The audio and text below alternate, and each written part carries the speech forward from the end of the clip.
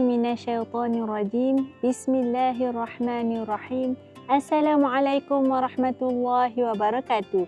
Alhamdulillahi wahdah. Wassalatan wassalaman ala man la nabiyya ba'dah. Amma ba'.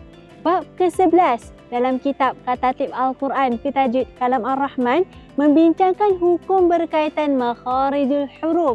Makhraj huruf, tempat-tempat keluar huruf. Dalam episod yang lepas, kita sedang membincangkan makhraj al-lisan. Yang mana makhraj al-lisan ni melibatkan 10 bahagian. Dan daripadanya keluarnya 18 huruf. Jika kita lihat daripada kitab Katatib Al-Quran fi Tajwid Kalam Ar-Rahman, kita dah bincang dah. Makhraj khusus untuk makhraj al-lisan adalah pangkal lidah. Daripada yang paling dekat dengan kerongkong keluarnya huruf qaf.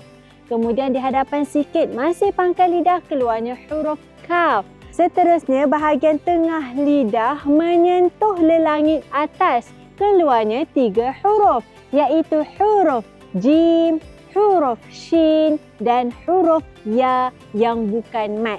Kemudian untuk bahagian sisi lidah pula, keluarnya huruf dhad dan sisi lidah paling hujung sehingga ke akhirnya menyentuh gusi depan atas, keluarnya huruf lam.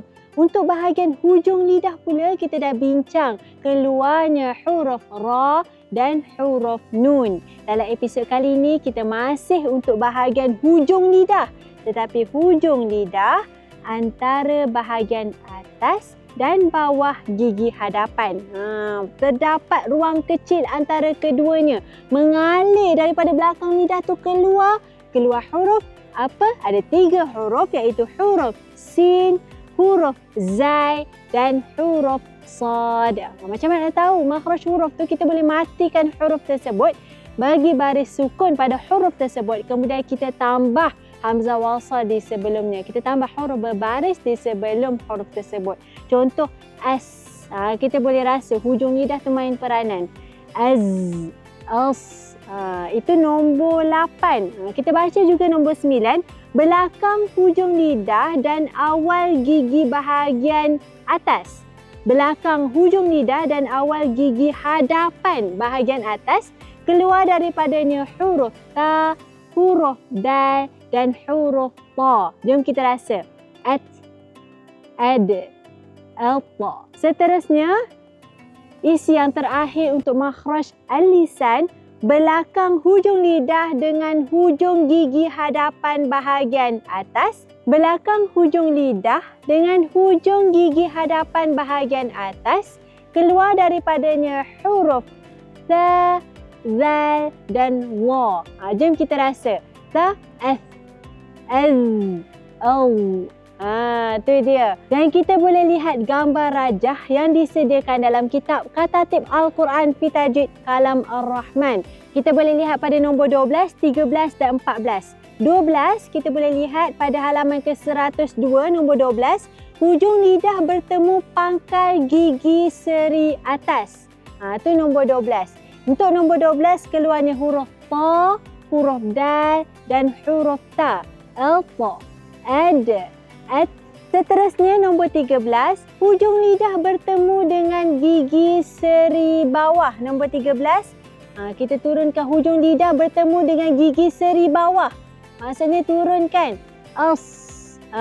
Hujung lidah bertemu dengan gigi seri bawah. As, huruf sad. Kemudian huruf zai, az. Kemudian huruf sin, as. Kita lihat pada nombor yang ke-14, hujung lidah pada pertemuan hujung gigi seri atas dengan bawah. Untuk nombor 14, keluarnya huruf wa, huruf zal dan huruf ta. Al, az dan ath. Kita boleh lihat juga gambar rajah yang disediakan. Boleh lihat kedudukan lidah macam mana bila huruf tu huruf tebal. Makhrajnya sama tetapi berbeza sifat. Untuk sifat ni kita akan bincang panjang dalam bab yang ke-12, sifat huruf, insya-Allah. Jadi kita boleh lihat untuk makhraj huruf ni ada gambar rajah yang lengkap terperinci. Jom kita lihat pada halaman ke-111, hujung lidah dengan permulaan gigi kapak atas. Keluarnya huruf ta dan huruf dal. At, ad. Tapi huruf fa, dia tebal. Kita boleh lihat lidah macam mana.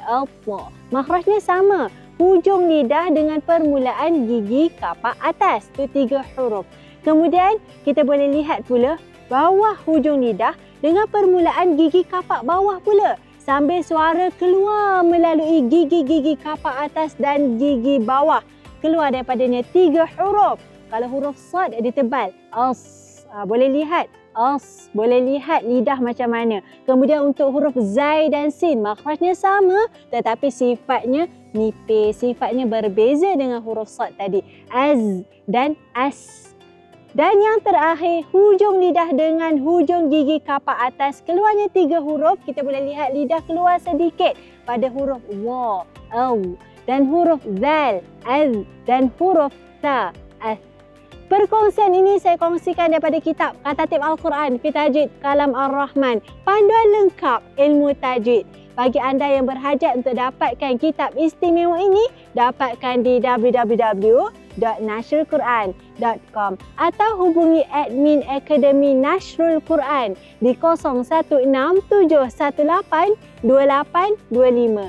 Jangan lupa like, komen, share, subscribe YouTube channel Katatib Al-Quran. Follow juga semua sosial media Katatib Al-Quran. Segala yang baik itu datangnya daripada Allah Subhanahu Wa Taala. Wabillahi taufiq wal hidayah.